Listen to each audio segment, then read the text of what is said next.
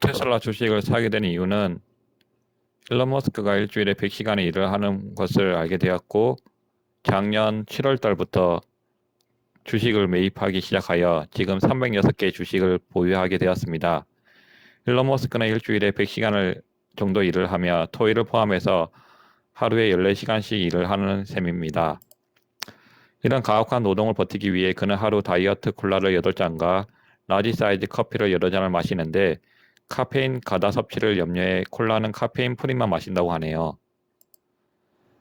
일론 머스크는 잠은 하루에 6시간씩 자며 하루 6시간씩 수면 시간은 반드시 지킨다고 합니다.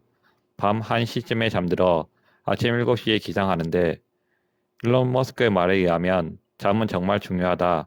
덜 자면 더 일할 수 있겠지만 제대로 잠을 자지 못하면 나는 멍해진다.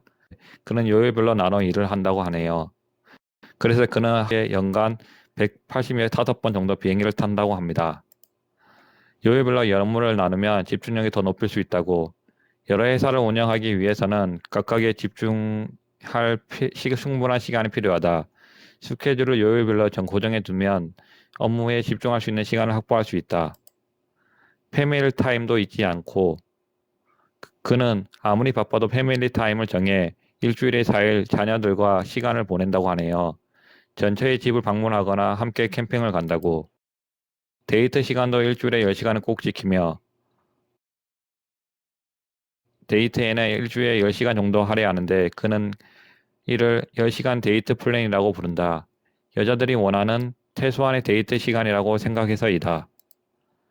여러 기업을 경영하면서도 하고 싶은 것은 또 다하는 엄청난 생산성을 유지하는 그만의 노하우가 몇 개 있다.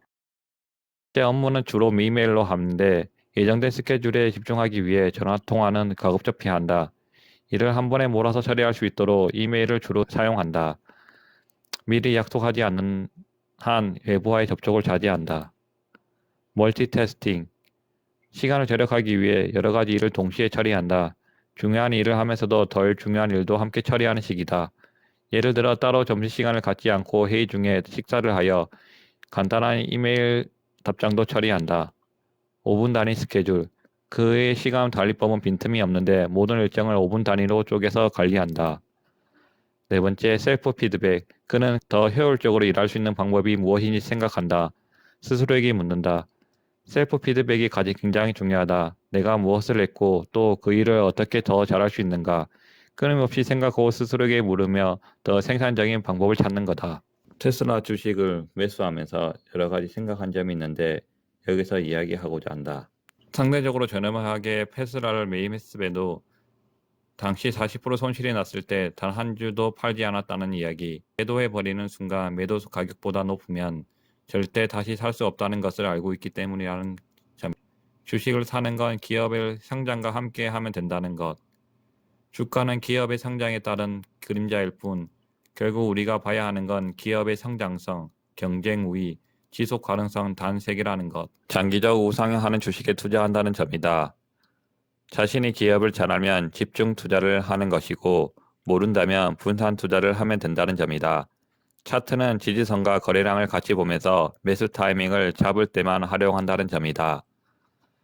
하크 인베스트가 말한 파괴적 혁신이란 비용을 낮추면서 단순성과 접근성을 향상시켜 사업을 변화시키는 제품 및 서비스를 도입으로 정의한다는 점이다. 파괴적 혁신 기업을 찾는 통찰력은 숫자에서 나오지 않는다는 점이다. 사회적 혁신 기업을 찾는 3가지 질문에는 전체 시장 규모는 어느 정도인가? 파괴되는 시장에서 선도주자는 어떤 기업인가? 선도 기업이 계속 선두를 유지할 수 있는가? 투자하고자 하는 혁신 기업이 만약 제품 가격을 계속 맞춘다면 이익을 걱정하지 말고 환호해야 한다.